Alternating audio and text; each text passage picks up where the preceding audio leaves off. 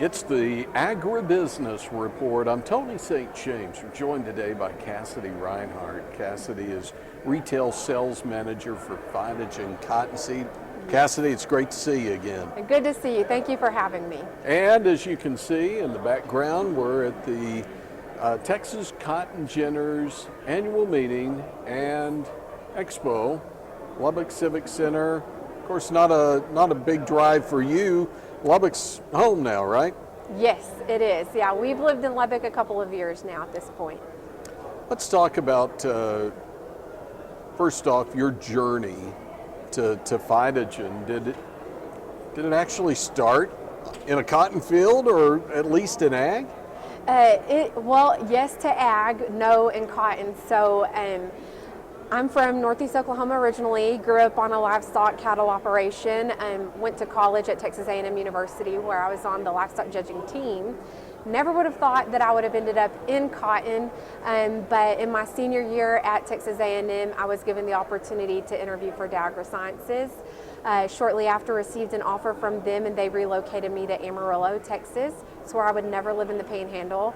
And I was certain I would never live in Lubbock, and here I am. But I started my career with AgriSciences in the corn herbicide business, and shortly after that, I moved into the cottonseed business, and I've been in it 10 years now, and I really, really love it, and excited to call Lubbock home now.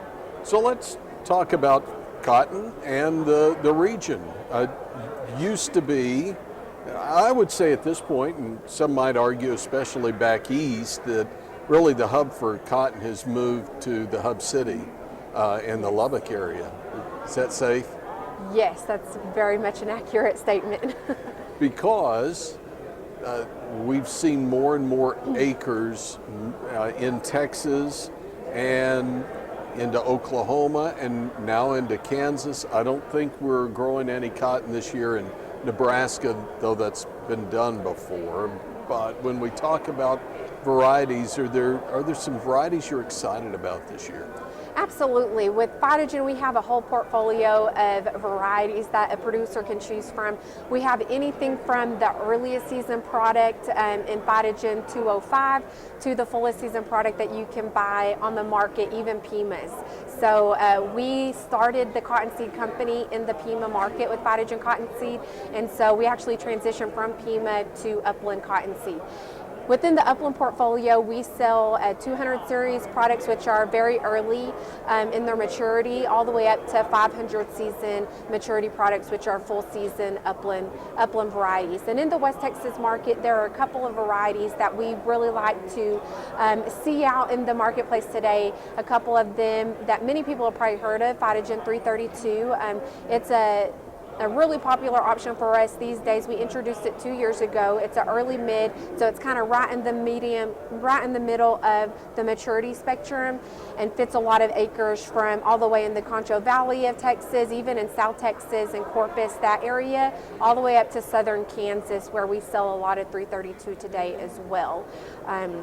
Do you want me to expand more on varieties? Well, one that you really threw out there was Pima cotton, and we look at the numbers from USDA, the recent prospective plantings numbers. Though they showed cotton coming down nationwide, they showed Pima acres increasing in Texas. Why are we seeing more Pima acres? Is there growing demand for the growing side of Pima? You know, there's pretty consistent demand with Pima. I think in the Pecos Valley down towards El Paso, Pima acres are up. They're getting a full allotment of water this year, so every cotton acre will be Pima in that region. As you move into the Las Cruces area, Pima acres are actually going to be down slightly as growers are transitioning more to an upland variety. But Pima acres are coming back this year, and that's mainly due to California and Arizona, where Pima acres are always a mainstay, but the past couple years with rain and drought and different weather conditions that they faced, Pima acres are able to come back up this year and hold strong. We do have some growers in the West Texas region, here in the greater Lubbock area, east towards Rawls, and even out towards Midland, where growers are experimenting with Pima, and so that's seen a slight increase in Pima acres. A lot of growers are doing that for the extra long staple, the extra premiums that they can get, and there are some communities that are investing in roller gens, so that's making it a little easier for growers to grow Pima in this region. There are challenges. You mentioned some of them, water issues, drought issues, quite a few issues out there. One has become a dicamba issue, and with that, some concerns about volunteer cotton coming up. Is there any way that we can continue to grow cotton but take care of volunteer cotton as well?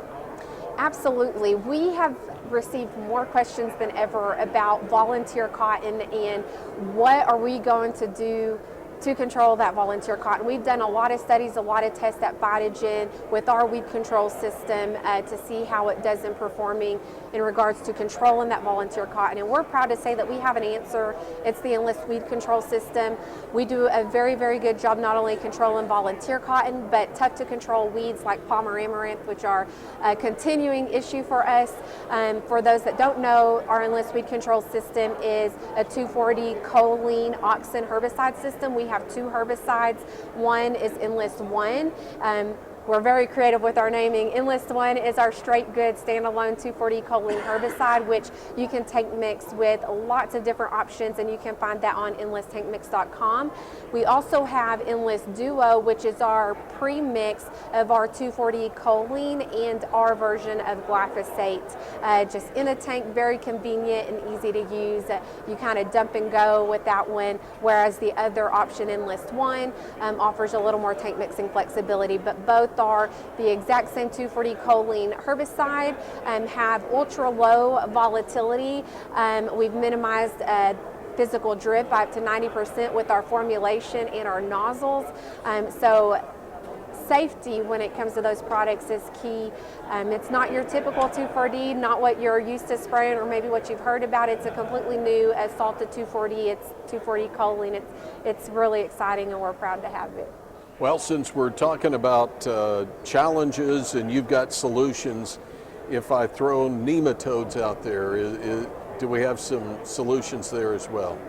We do. Phytogen has really led the way in terms of nematode population control and reduction. We have a world-renowned breeder in Mississippi. His name is Mustafa McPherson, and his last work has been around nematodes. That's all he does all the time is nematodes. We were the first company to bring forth a variety that not only gave a grower root knot nematode resistance, but also reniform nematode resistance.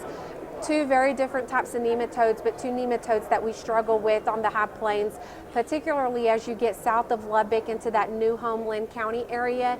Reniform nematodes run rampant in that area as they do in the Concho Valley area down towards San Angelo. And where you have sandier soil, you have the issue of root knot nematodes as well. So Gaines, Terry-Yoakum, Dawson County, southwest of Lubbock. Both of our nematode genes, not only do you not see any yield drag, which is a big thing, so even if you do not have nematodes present, these varieties still perform. But the biggest benefit of these nematode genes is the fact that you get a 90% reduction in nematode populations, which is about like planting a rotational crop. So super effective, but you also see about a 25% yield increase as well as a result of those lower nematode populations. We have a lot of growers that choose to plant our Phytogen varieties with nematode resistance, a multi-year rotation, almost like they're doing cotton, and then they go to sorghum or something different just to get their rotation in. But it provides them a lot of benefit going cotton on cotton, but then transitioning to another crop as well. If there is a nematode issue, whether it's root knot or reniform, we have a solution and a whole portfolio, frankly, of solutions. Probably half of our variety list has root knot and reniform nematode resistance in them, and it's not tolerance, it's resistance, so we actually are dropping those nematode populations. It's pretty exciting. Okay, we've talked about a lot, we plowed a lot of ground here today. Yes. So if we want to learn more, follow up, can we find you online? Is Phytogen available online? Yes, so go to phytogencottonseed.com and you can search for a rep near you. There's about 5 of us out here in the High Plains, but if you just search your zip code, not only will it pull up varieties that we recommend for your area and your county, it'll also bring up your Phytogen representative's contact information so you can get in touch, and we'd be happy to answer any questions further. So, Kassadi, it's so good to see you. Yes. Thanks for stopping by. thank you. Thank you for having me. Kassadi Rinehart is Retail Sales Manager for Phytogen. We're in Lubbock for the Texas Cotton Ginners annual meeting and convention at the Civic Center. I'm Tony St. James, and this is the Agribusiness Report.